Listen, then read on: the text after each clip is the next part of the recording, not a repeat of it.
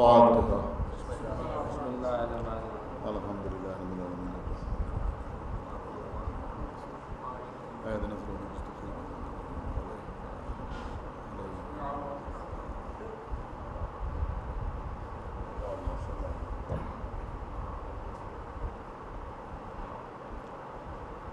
اعوذ باللہ السمیع العلی العظیم من الشیطان اللعین الرجیم۔ بسم اللہ الرحمن الرحیم۔ الحمد للہ الذی ہدانا لہذا وما كنا لنهتدي لولا أن هدانا الله لقد جاءت رسل ربنا بالحق الصلاة والسلام على صاحب الدين والإسلام والحل والحرام والركن والمقام والصلاة والصيام والسجود والقيام والشريعة والأحكام والحجة والبرهان والمحبة والعرفان والحق والبيان والكتاب والقرآن سيدنا ونبينا وشفيعنا ومولانا ومولى الثقلين جد الحسن والحسين أبي القاسم محمد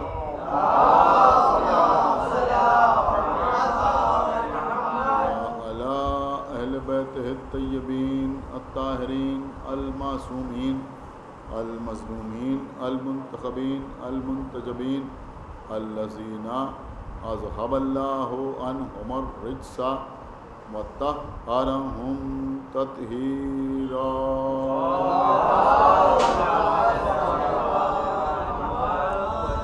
ولعنة الله على أعدائهم وقتلتهم وغاصبي حقوقهم ومنكري فضائلهم ومصائبهم أجمعين من الآن إلى يوم الدين اللهم عذبهم عذابا يستغيث منه أهل النار آمين رب العالمين أما بعد فقد قال الله سبحانه تبارك وتعالى في كتابه المجيد وفرقانه الحميد وقوله الحق بسم الله الرحمن الرحيم يا أيها الذين آمنوا أطيعوا الله وأطيعوا الرسول وأولي الأمر منكم صلوات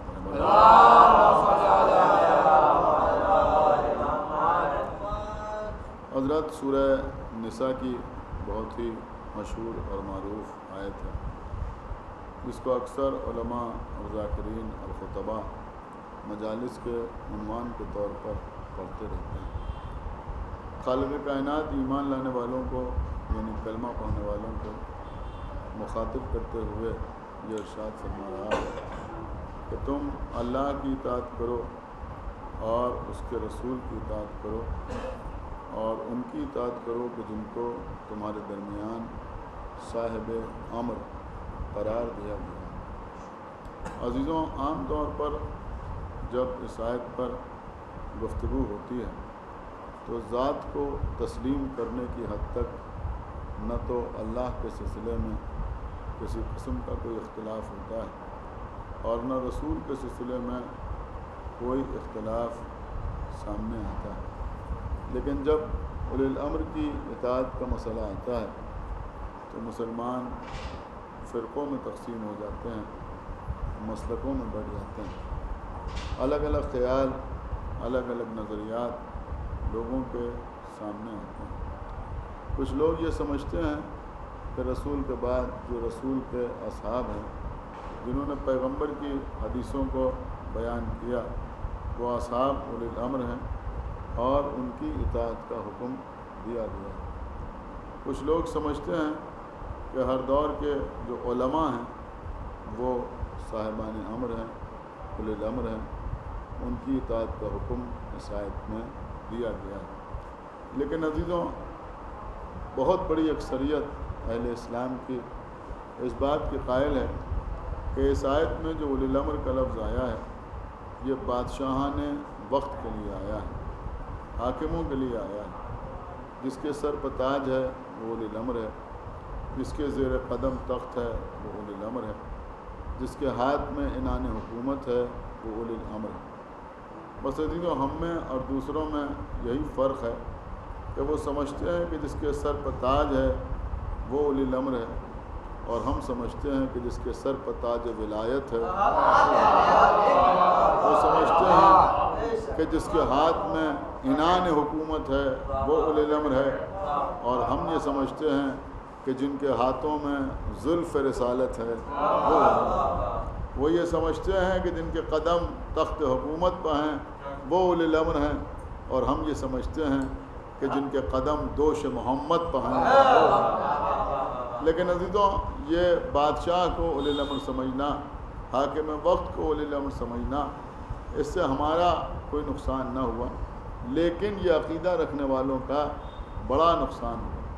پڑھے لکھے حضرات یہاں تشریف فرمائیں، آپ مجھے سوچ سمجھ کے بتائیں کہ ماشاءاللہ آپ نمازی بھی ہیں، آپ جماعت میں کھڑے ہو کے نماز بھی پڑھتے ہیں۔ اکثر ایسا ہوتا ہے کہ جب آپ جماعت میں کھڑے ہو کے نماز پڑھ رہے ہیں تو جو امام جماعت ہے اس کو کچھ سہو ہو جاتا ہے، اور امام جماعت کو کسی مسئلے میں سہو ہو جانا یعنی اس کا کچھ بھول جانا یہ کوئی بری بات نہیں ہے، اس لیے کہ بہرحال ہمارا جیسا خاطی انسان ہے اسے سہو ممکن ہے۔ ایک جملہ ضرور آپ کی خدمت میں عرض کروں گا کہ امام جماعت کے لیے عدالت شرط ہے، عصمت شرط نہیں ہے۔ صلوات اور محمد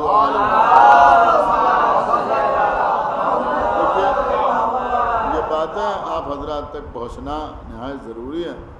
انتہا یہ ہے، میری بات سمجھ رہے ہیں آپ کہ عدالت کا مطلب کیا ہے؟ کہ عدالت کا مطلب یہ ہے کہ جو امام جماعت ہو وہ گناہان کبیرہ نہ کرتا ہو اور گناہان صغیرہ پر اصرار نہ کرتا ہو، یعنی تکرار نہ کرتا ہو، اسے کہتے ہیں عادل۔ اس کے پیچھے آپ نماز پڑھ سکتے ہیں۔ لیکن اس میں بھی ایک مسئلہ یہ ہے کہ اگر کوئی ذاتی طور پر کسی کے بارے میں جانتا ہے کہ یہ اس لائق نہیں ہے کہ یہ نماز پڑھائے، تو اگر جماعت ہو رہی ہے اور آپ پہنچ گئے ہیں تو شریعت آپ کو اس بات کی اجازت نہیں دیتی۔ دیکھیے یہ بات ذہن میں رکھیں، اس بات کی اجازت نہیں دیتی کہ آپ باقی سارے افراد کو یہ بتائیں کہ صاحب یہ نماز پڑھانے کے لائق نہیں ہیں، ان کے پیچھے آپ نماز نہ پڑھیں، بلکہ حکم شریعت یہ ہے کہ آپ بھی جماعت میں کھڑے ہو جائیے۔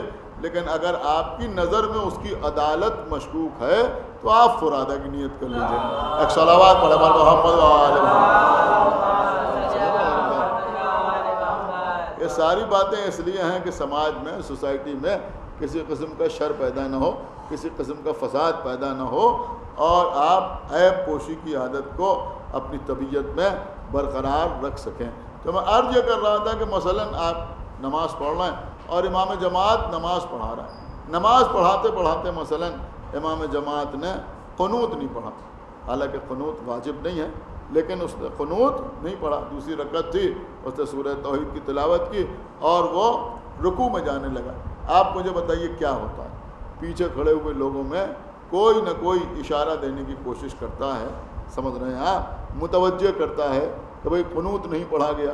کسی نے پیچھے سے کہا اللہم، اور اس کے بعد امام جماعت کو احساس ہو گیا کہ ہم نے قنوت نہیں پڑھا تھا۔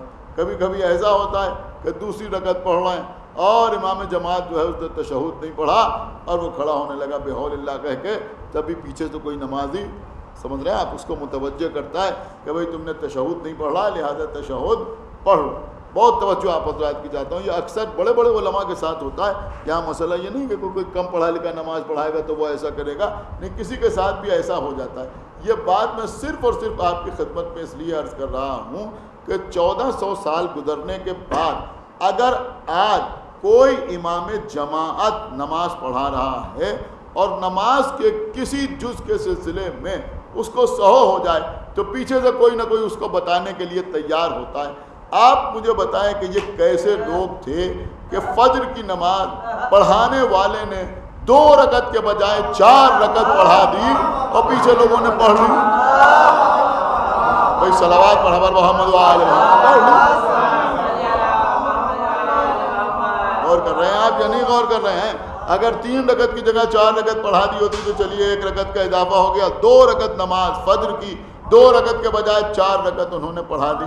اس کا مطلب یہ ہوا کہ تشہد کے بعد صلوات پڑھ کے کھڑے ہو گئے اور پیچھے کسی نے متوجہ نہیں کیا، اشارہ نہیں کیا کہ بھائی آپ کیا کر رہے ہیں، نماز تمام ہونا ہے۔ لوگوں نے پڑھ لی۔ آپ کو پتہ ہے کیوں پڑھ لی؟ آپ کیوں اشارہ کرتے ہیں؟ انہوں نے کیوں پڑھ لی؟ انہوں نے متوجہ کیوں نہیں کیا؟ ایک صلوات پڑھے بر محمد و آل محمد۔ دیکھیں قبلہ، مسئلہ صرف اور صرف اتنا ہے کہ آپ متوجہ اس لیے کرتے ہیں کہ آپ اسے امام جماعت سمجھ رہے ہیں، اور انہوں نے کوئی احتجاج اس لیے نہیں کیا کہ وہ اسے اولی الامر سمجھ رہے تھے۔ غور کر رہے ہیں آپ؟ اب وہ یہ سمجھ رہے تھے کہ اس کی اطاعت واجب ہے، اگر 2 رکعت پڑھا دے تو 2 رکعت پڑھ لو، 4 پڑھا دے تو 4 پڑھ لو۔ ایک صلوات پڑھے بر محمد و آل محمد۔ یہ سارا فساد جو پیدا ہے اس نزاکت کے اوپر آپ نے غور کبھی کیا یا نہیں کیا؟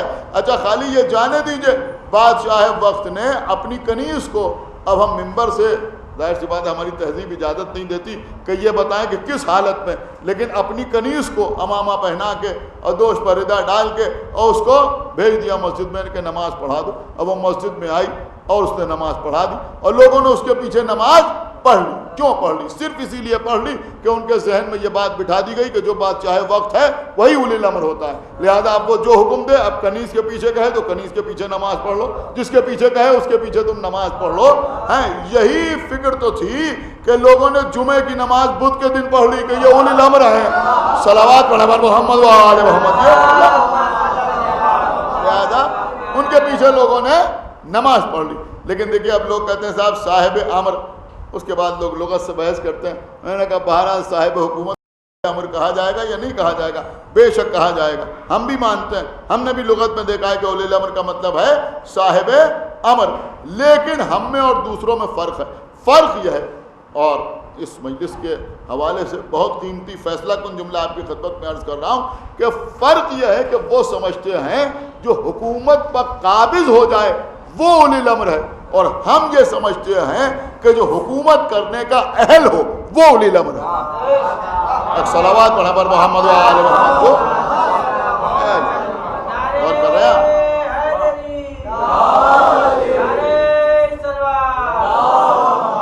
جو حقدار حکومت ہو وہ اہل ہے، لیکن لوگ اس پر بضد ہیں کہ صاحب جو بادشاہ ہے وہی اولی الامر ہو۔ اب ہم صرف اتنی سی بات کہتے ہیں کہ بھائی آپ دیکھیں کہ اللہ نے نبی بنائے، اللہ نے رسول بنائے، اللہ نے ولی بنائے، اللہ نے وصی بنائے، اللہ نے خلیفہ بنائے، کیا اللہ نے کسی کو بادشاہ بھی بنایا؟ اللہ نے کسی کو بادشاہ بنایا یا نہیں بنایا؟ پوری تاریخ دیکھیے کہ اللہ نے کسی کو بادشاہ بنایا۔ عام طور پر اگر مجلس میں پڑھیے تو لوگ کہہ دیتے ہیں کہ نہیں ایسا نہیں، اللہ نے بادشاہ بھی بنایا۔ قرآن مجید میں تذکرہ ہے بادشاہ بنانے کا۔ ایک تو جناب سلیمان ہے، بہت مشہور و معروف واقعہ۔ ایک بادشاہ اللہ نے اور بنایا، کس کو بنایا؟ کہ جب اللہ نے بنی اسرائیل پر اتنی نعمتیں نازل کیں اور اس کے باوجود یہ گمراہی میں مبتلا رہے، تو پھر ایک وقت ایسا آیا کہ جالوت نام کا ایک نہایت ظالم بادشاہ ان پر مسلط ہو گیا۔ ایک بات سمجھ میں یہ بھی آئی کہ جب کوئی قوم زیادہ گمراہ ہو جاتی ہے تو کبھی کبھی اللہ اس پر کسی ظالم کو مسلط کر دیتا ہے۔ صلوات پڑھیں بر محمد و آل محمد۔ تو جالوت کو اللہ نے مسلط کر دیا، اور جالوت نے بنی اسرائیل پر مظالم ڈھانا شروع کی، اور اتنے ظلم ڈھائے کہ انتہا یہ ہو گئی کہ وہ تابوت سکینہ جو بنی اسرائیل کے لیے ایک اعزاز کا سبب تھا اور فتح و کامرانی اس کے ذریعے سے ان کو حاصل ہو جاتی تھی، وہ تابوت سکینہ بھی وہ اٹھا لے گئے۔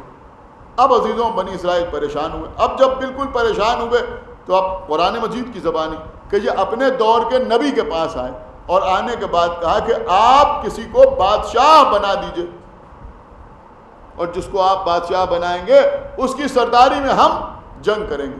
دیکھیں بہت سمجھدار یہاں مجمع بیٹھا ہوا ہے، میں ایک بات آپ کی خدمت میں عرض کر رہا ہوں اور بہت غور سے سنیے گا۔ دیکھیے قرآن مجید میں یہ تذکرہ ہے کہ اس نبی نے جناب طالوت کو بادشاہ بنایا، لیکن قرآن میں اس نبی کا نام نہیں،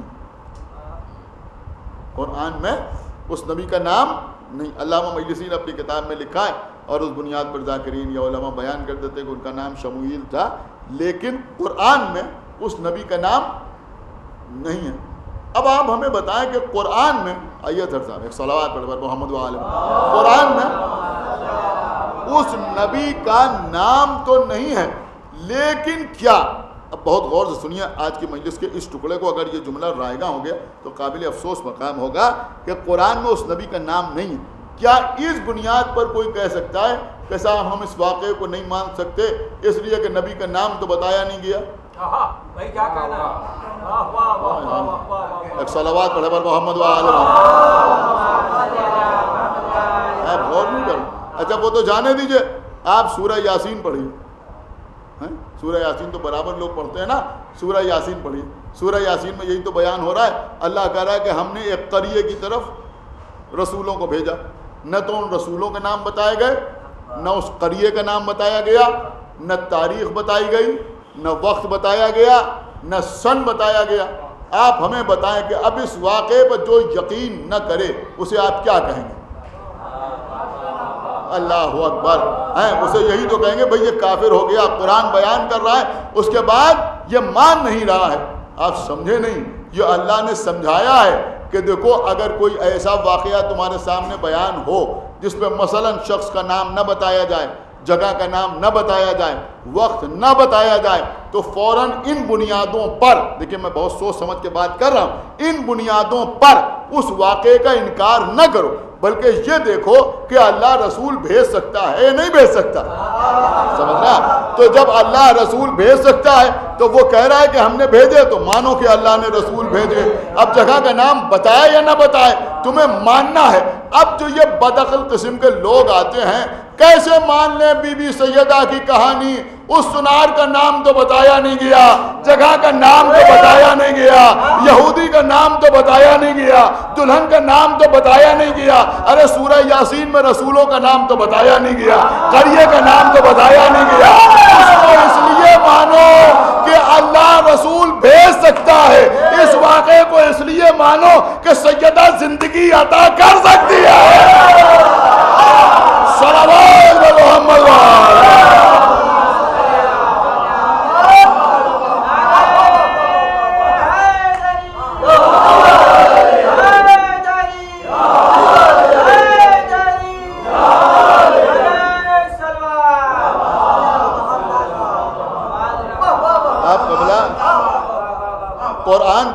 قرآن پڑھیں، نہ معلوم کتنے واقعات قرآن مجید میں اسی قسم کے آپ کو ملیں گے کہ نہ اللہ نے نبی کا نام بتایا، نہ جگہ کا نام بتایا، بس اللہ نے یوں ہی بیان کیا۔ ایک بادشاہ تھا، ایک صلوات پڑھے پر محمد وآلہ۔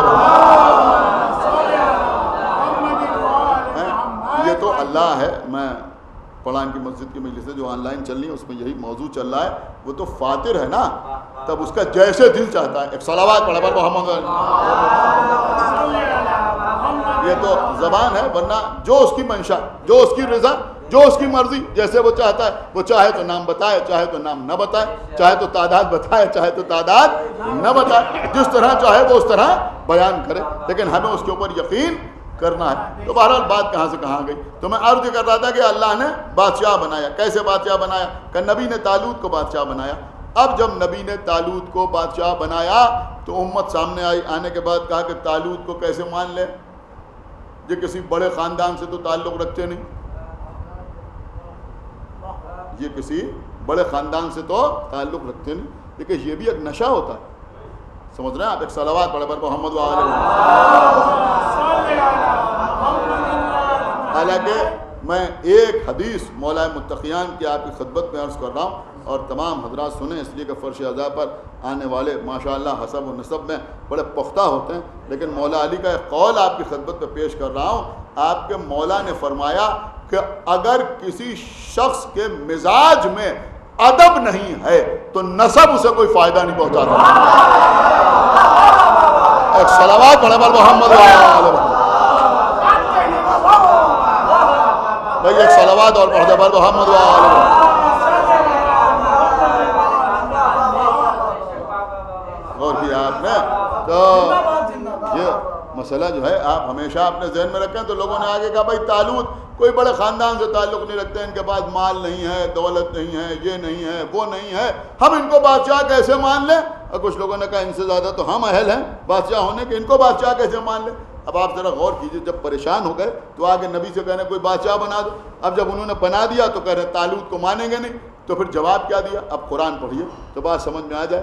جواب کیا دیا کہ بسطۃ فی العلم والجسم، انہوں نے کہا بھئی یہ طالوت جو ہیں یہ تمام لوگوں سے علم اور جسم میں زیادہ ہیں، علم میں اور جسم میں زیادہ ہیں۔ غور کر رہے ہیں آپ، علم میں اور جسم میں زیادہ ہیں۔ اب علم سے مراد آپ سمجھتے ہیں جسم کا مطلب قوت، طاقت، یعنی نہ ان کے برابر کوئی طاقتور ہے، نہ ان کے برابر کوئی شجاع ہے، اور نہ ان کے برابر کوئی عالم ہے۔ تو ایک بات سمجھ میں آئی کہ جب اللہ کسی کو بادشاہ بناتا ہے تو دو ہی چیزیں دیکھتا ہے، دو ہی چیزیں دیکھتا ہے، ایک علم دیکھتا ہے، ایک شجاعت دیکھتا ہے، ایک علم دیکھتا ہے، ایک شجاعت دیکھتا ہے۔ بس ہم نے بھی نبی کے بعد اسی کو بادشاہ سمجھا۔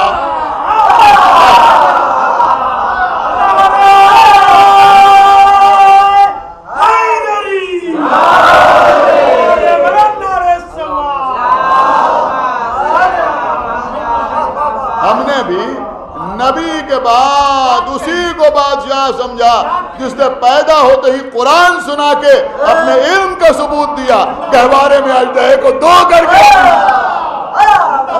اسی کو ہم نے۔ اور آگے بڑھیے عزیزوں، مولا علی کے برابر نہ کوئی عالم، نہ علی کے برابر کوئی شجاع، نہ علی کے برابر کوئی عالم اور نہ علی کے برابر کوئی شجاع۔ غور کیجیے گا عزیز، اب اس سلسلے میں اہل سنت کے بڑے بڑے علماء نے ایک جملہ لکھا، انہوں نے لکھا ہے مولا علی کے علم کی دلیل، واقعات نہیں لکھے، مولا علی کے علمی جوابات نہیں تحریر کیے، بلکہ ایک جملہ ہے، اور میں سمجھتا ہوں کہ آپ نہ خوش ہوں گے تو کون خوش ہوگا، جملہ بڑے قیامت کا ہے۔ انہوں نے کہا علی کے علم کی دلیل کے لیے یہی کافی ہے کہ ہم نے صحابہ کو علی سے سوال کرتے ہوئے دیکھا، علی کو کسی سے سوال کرتے ہوئے۔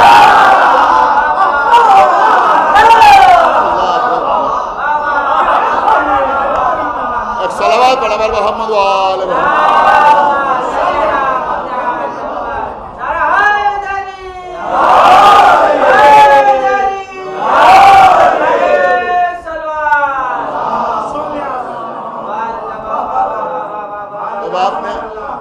اہل سنت کے علماء کے جملے پر جب اتنی داد دی تو شیعہ ذاکر کے جملے پر بھی انشاءاللہ اتنی داد دیں گے۔ بہت توجہ آپ حضرات کی چاہتا ہوں، اور میں سمجھتا ہوں قیامت کا جملہ میں آپ کی خدمت میں عرض کر رہا ہوں کہ علی کے علم کی دلیل انہوں نے پیش کی۔ کیا کہا؟ علی کے علم کی دلیل یہ ہے کہ ہم نے علی کو کسی سے سوال کرتے نہیں دیکھا، لیکن لوگوں کو سب کو علی سے سوال کرتے ہوئے دیکھا۔ اب شجاعت کی دلیل ہم سے سنیے ایک جملے میں۔ علی کی شجاعت کی سب سے بڑی دلیل یہ ہے کہ عرب کے ماحول میں علی کے سامنے سے میدان میں بھاگ جانا عیب نہیں رہ گیا۔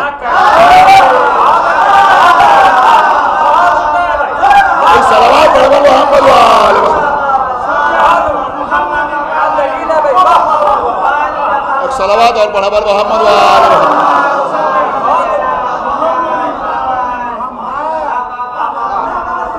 یعنی اگر کوئی مولا علی کے سامنے سے جنگ کے میدان میں بھاگ آتا تھا تو اس کی نسلیں فخر کرتی تھیں کہ ہمارے دادا علی کے سامنے سے بھاگ آئے تھے، سمجھ رہے ہیں؟ اور لوگ کیسے کیسے بھاگے اور کس کس طرح سے علی کے سامنے سے فرار کیا اور کیسے کیسے لوگوں نے جان بچائی، یہ سارے واقعات آپ کے سامنے۔ تو میں عرض یہ کر رہا تھا کہ حقیقت میں بادشاہ وہ ہوتا ہے، اولی الامر وہ ہوتا ہے کہ نہ علم میں اس کا کوئی جواب ہو، نہ شجاعت میں اس کا کوئی جواب ہو۔ اب ذرا سوچئے کہ وہ بادشاہ غور کر رہے ہیں آپ، دیکھیں بادشاہ وہ ہوتا ہے۔ میں بڑی قیمتی بات آپ کی خدمت میں عرض کر رہا ہوں کہ یہ آج کے جو لوگ پریشان ہوتے ہیں، انہوں نے کہا صاحب امریکہ یہ چاہتا ہے کہ دوسرے ملکوں پر ہماری حکومت ہو جائے، چائنا یہ چاہتا ہے کہ اس کی حکومت کو وسعت مل جائے، لوگ پریشان ہوتے ہیں۔ آپ مجھے بتائیے کہ شروع سے بادشاہت کا یہ مزاج رہا یا نہیں رہا؟ یعنی صرف معیار بدل گئے ہیں، تھوڑا سے طریقے بدل گئے ہیں، ورنہ مزاج تو ہمیشہ سے حکومتوں کا یہی رہا ہے، آپ دیکھتے چلے جائیں ہمیشہ سے حکومتوں کا مزاج یہی رہا کہ یہ پڑوس میں ملک ہے، اس پر بھی ہمارا قبضہ ہو جائے، اس کے آگے اس کے آگے اس کے آگے، یعنی حکومت کو وسعت دی جائے. تمام بادشاہوں کا ہمیشہ یہی مزاج رہا. لیکن حکومت کو وسعت کون بادشاہ دیتا ہے؟ کہ جس کی حکومت محدود ہوتی ہے. اور کر رہے ہیں آپ، جس کی حکومت محدود ہوتی ہے. لیکن مولا علی کون ہے؟ مولا علی کون ہے؟ جناب وفا حیدرآبادی کا بہترین شعر ہے، کیا غضب کا شعر. انہوں نے کہہ دیا کہ علی کو کیسے میں مولا کائنات کہوں، بڑا ہے نام علی کائنات چھوٹی ہے.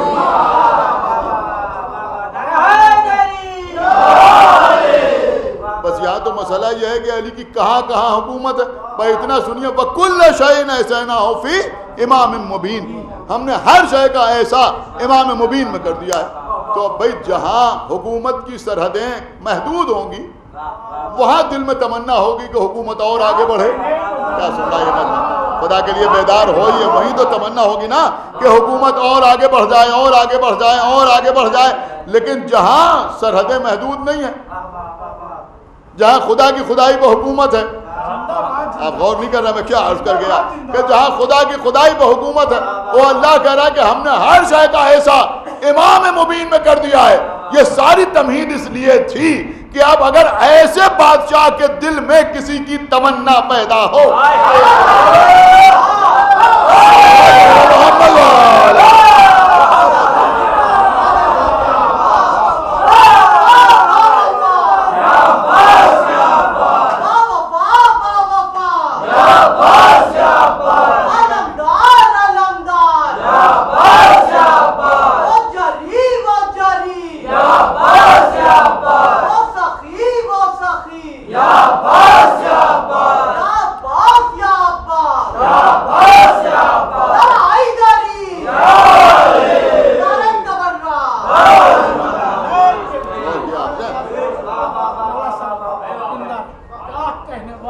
حضرت عباس کی تمنا مولا علی کے دل میں پیدا ہو رہی.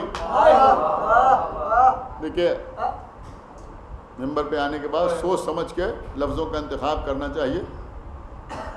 تمنا کا تعلق نفس سے ہوتا ہے. تمنا کا تعلق نفس سے ہوتا ہے. میں کچھ عرض کر رہا ہوں. اب اگر شب ہجرت سے پہلے مولا علی کوئی تمنا کریں،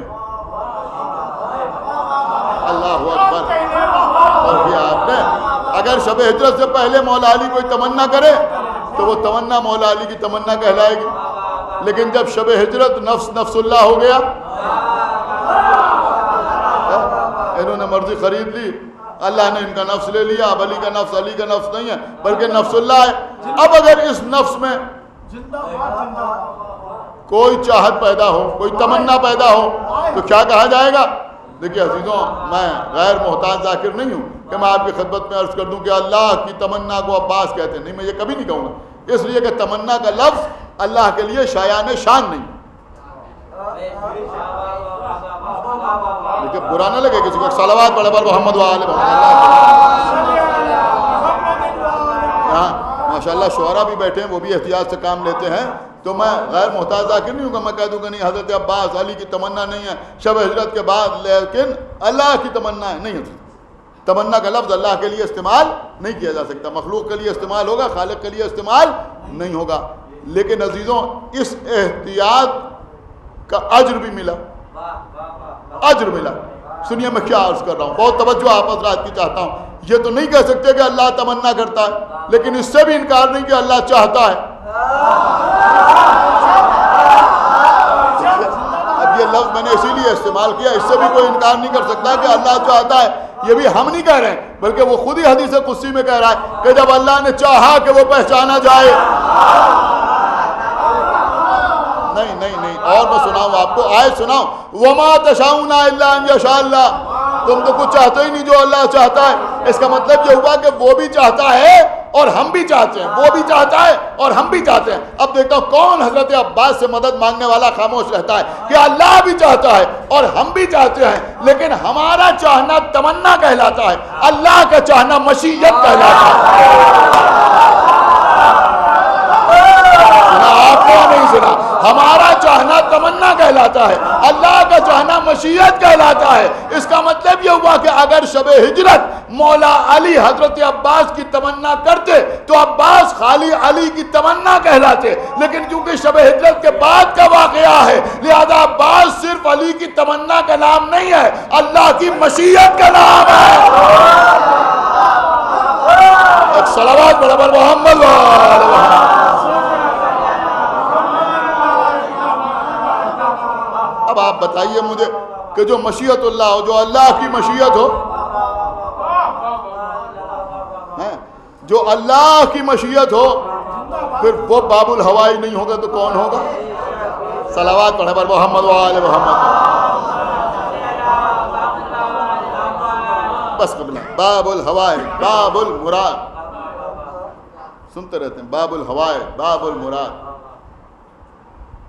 عزیزوں, کسی مجلس میں نے عرض کیا تھا, لیکن اس وقت دل چاہ رہا ہے کہ آپ کی خدمت میں عرض کر دوں کہ سورہ بقرہ میں خداوند عالم ارشاد فرما رہا ہے وَاتُوا الْبُيُوتَ مِنْ أَبْوَابِهَا, کہ تم گھروں میں دروازوں سے داخل ہو, گھروں میں دروازوں سے داخل ہو. کیونکہ یہاں شعراء بیٹھے ہوئے ہیں, عام طور پر میرا یہ مزاج نہیں ہے. ابھی مولانا باقر مشہدی صاحب انشاءاللہ تیسری مجلس کو خطاب فرمائیں گے. وہ اکثر اس طرح کے نکات بڑی خوبصورتی سے پیش کرتے ہیں, لیکن میں آپ کی خدمت میں عرض کروں انشاءاللہ آپ محسوس کریں گے کہ اللہ کہہ رہا ہے کہ گھروں میں باب سے ابواب سے داخل ہو. آپ اگر اعداد دیکھیں تو باب کے عدد ہوتے ہیں 5,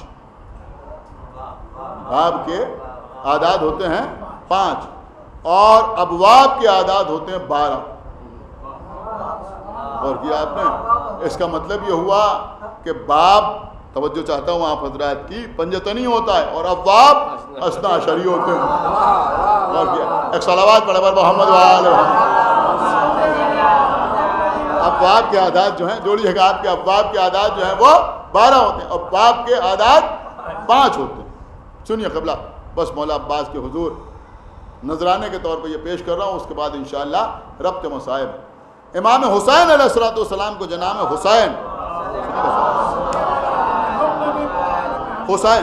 حسین کے اعداد ہیں 128.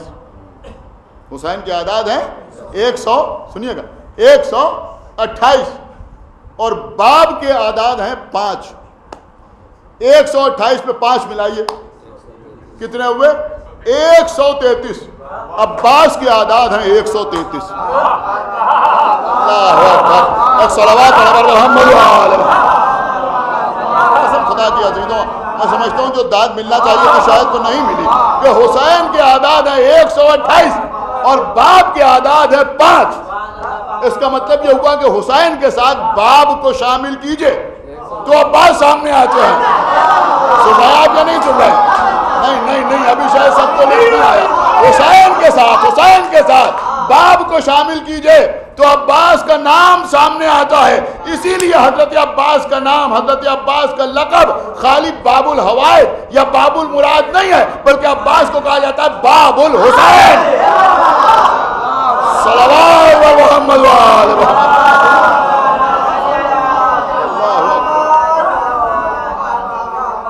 باب الحسین یعنی حسین کا دروازہ. اگر کوئی حسین تک آنا چاہتا ہے تو عباس کے ذریعے سے آئے, عباس کے ذریعے سے آئے. عزیزوں, آپ کو معلوم ہے پیغمبر اسلام نے اپنی زندگی میں کبھی تلوار نہیں چلائی. مسلمانوں سے پوچھے کیوں تلوار نہیں چلائی؟ کہا اس لیے کہ وہ رحمت للعالمین تھے. کیا لوگ بے وقوفی کی بات کرتے ہیں. کسی پڑھے لکھے آدمی کے سامنے آپ کہیے کہ انہوں نے تلوار اس لیے نہیں چلائی کہ وہ رحمت للعالمین تھے, تو وہ جواب دے گا کہ واہ, رحمت للعالمین تھے, خود تلوار نہیں چلائی اور ہر جنگ میں لشکر بھیج دیا. اور نہیں کر رہے ہیں خدا کے لیے بھائی, تھوڑا سا متوجہ ہوئیے کہ خود تو تلوار نہیں چلائی اور لشکر بھیج دیا. کہہ رہے من لہذا الکلب, کون ہے جو اس کتے کے مقابلے پہ جائے, جو اسے قتل کر دے گا وہی میرا وصی ہوگا, وہی میرا جانشین ہوگا. تو قتل کرنے کے لیے بھیج رہے ہیں, خود تلوار نہیں چلائی تو آپ کہہ رہے ہیں رحمت للعالمین نہیں ہے. یہ بات نہیں. پیغمبر نے تلوار کیوں نہیں چلائی؟ بے شک نہیں چلائی. کیوں نہیں چلائی؟ دیکھیں اس سے بہتر اس سلسلے میں شاید کوئی بات ہوگی نہیں.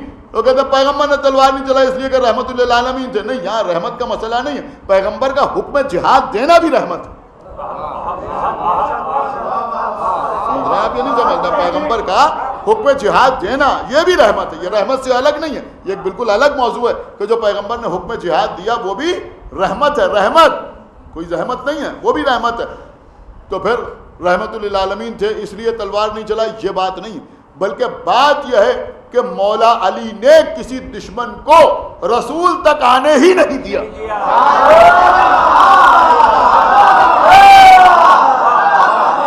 صلوات برابر محمد و آل محمد.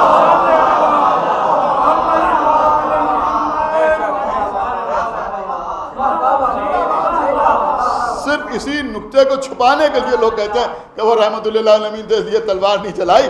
بات یہ ہے کہ مولا علی نے کسی کو نبی تک آنے دیا ہوتا تو وہ تلوار چلاتے، کسی کو رسول تک آنے ہی نہیں دیا. اسی لیے نبی نے فرمایا تھا کہ میں علم کا شہر ہوں اور علی اس کا دروازہ ہے. تو یہ دروازہ ایسا کہ جس نے کسی دشمن کو رسول تک آنے نہیں دیا، اور وہ دروازہ ایسا کہ جس نے اپنی حیات میں کسی دشمن کو حسین تک آنے نہیں دیا. اللہ اکبر.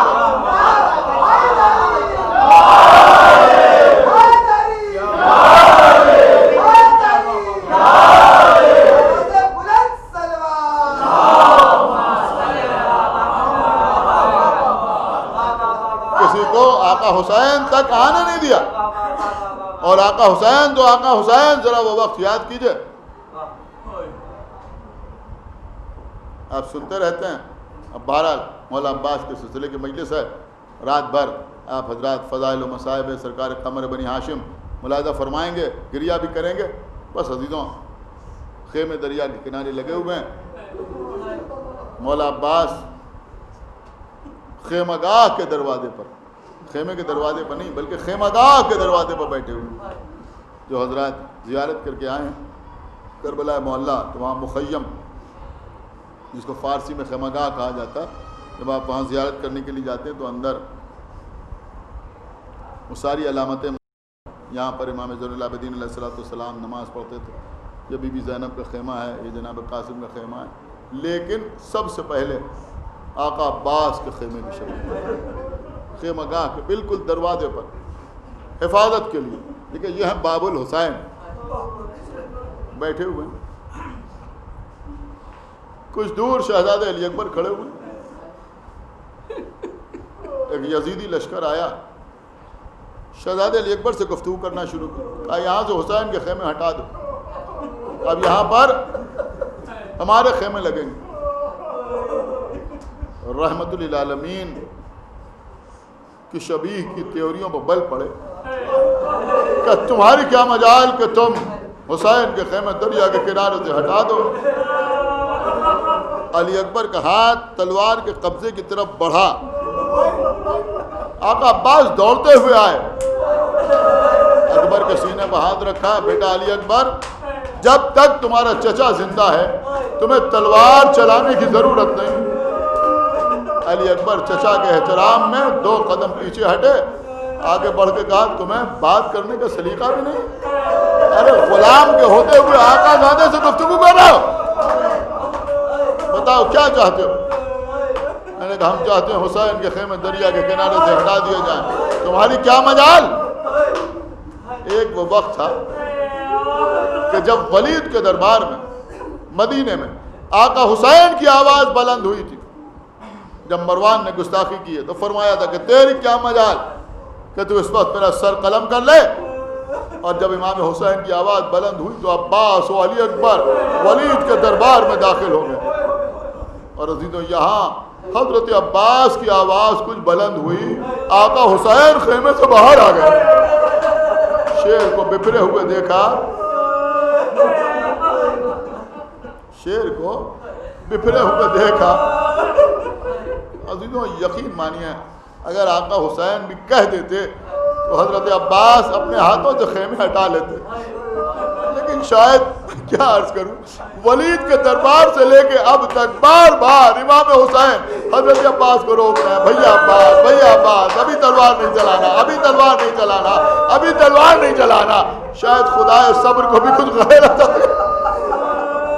کتنا روکے بھائی عباس کو، ایک مرتبہ خیمے کے اندر گئے، بہن زینب اب عباس کو واپس بلانا تمہارا کام ہے۔ جناب فضہ کہا جاؤ جا کے میرے بھائی سے کہہ دو کہ تمہیں تمہاری بہن بلا رہی ہے۔ جناب فضہ آئیں، آنے کے بعد آواز دی، اے شہزادے آپ کو شہزادی زینب بلا رہی۔ حضرت عباس تھے، ایک لکیر کھینچی اور کہا دیکھو کوئی ایک قدم آگے نہ بڑھائے، خیمے میں آئے، دیکھا کہ سامنے چاہنے والی بہن کھڑی ہوئی۔ میں بار بار مجلسوں میں یہ بات پڑھتا ہوں کہ جناب زینب جنہوں نے حضرت عباس کو گود میں پالا تھا، آغوش میں پالا تھا، تقریباً 21 سال بڑی ہوں گی جناب زینب حضرت عباس سے، اولاد کی طرح چھوٹے بھائی کو اپنی گود میں پالا تھا۔ عباس سامنے آئے، کہا بھیا عباس بیٹھ جاؤ، کہا اماں نے یہ سکھایا ہی نہیں کہ آپ کھڑی رہیں، اب بیٹھ جاؤ۔ کہا بھیا میرا حکم ہے بیٹھ جاؤ۔ اب بیٹھے حضرت عباس تو ایسے بیٹھے جیسے کوئی تشہد کے عالم میں بیٹھتا ہے، دو زانو ہو۔ شہزادی آگے بڑھیں، گود کا پالا بھائی سامنے تھا، بالوں میں انگلیوں کو پرویا، بڑے پیار سے کہا بھیا عباس، بہت آرام سے کہا بھیا عباس میں نے سنا ہے تمہیں جلال آ گیا۔ ہاں شہزادی، انہوں نے شاید میں نے آقا کو مظلوم سمجھ لیا ہے، کہتے خیمے ہٹا لو۔ بھیا یہ خیمے تو دریا کے کنارے اس لیے نصب ہوئے تھے کہ پانی کی پریشانی نہ ہو، اب جب تم موجود ہو تو خیمے دریا کے کنارے ہوں یا دریا سے دور ہوں، اس کے لیے تلوار چلانے کی ضرورت نہیں ہے۔ بس عزیزوں ایک مرتبہ آنسوؤں سے بھیگا ہوا چہرہ اٹھایا، جو آپ چاہیں گی بیوی وہی ہوگا، لیکن بیوی پھر عباس کی زندگی سے فائدہ کیا ہے؟ بس یہ سننا تھا کہ بیوی نے فرمایا ٹھیک ہے بھیا عباس اگر جنگ کرنا چاہتے ہو تو میں نہیں روکوں گی، لیکن پھر میں بھی اپنے سر کے بال پریشان کر کے دین کی حفاظت کی دعا کروں گی۔ بس یہ سننا تھا کہ عباس نے تلوار کو گھٹنے پر رکھ کے توڑا، شہزادی کے قدموں میں ڈالا۔ شہزادی ہم اپنے ہاتھوں سے خیمے ہٹائے لیتے ہیں، اے آقا عباس جس زینب کا اتنا خیال، ذرا آپ بعد قتل حسین آگے دیکھیے سر سے چادر چھینی جا رہی ہے۔ عزیزوں اس سے بڑا ستم زینب پہ کیا ہوگا، لیکن جب بی بی کے سر سے چادر چھینی تو بی بی نے نجف کا رخ کر کے بابا کو نہیں پکارا، مدینے کا رخ کر کے نانا کو فریاد نہیں کی، اماں زہرا کو آواز نہیں دی، بھیا حسن کو نہیں پکارا، بلکہ دریا کی طرف دیکھا، بھیا عباس جس بہن کے پردے کا اتنا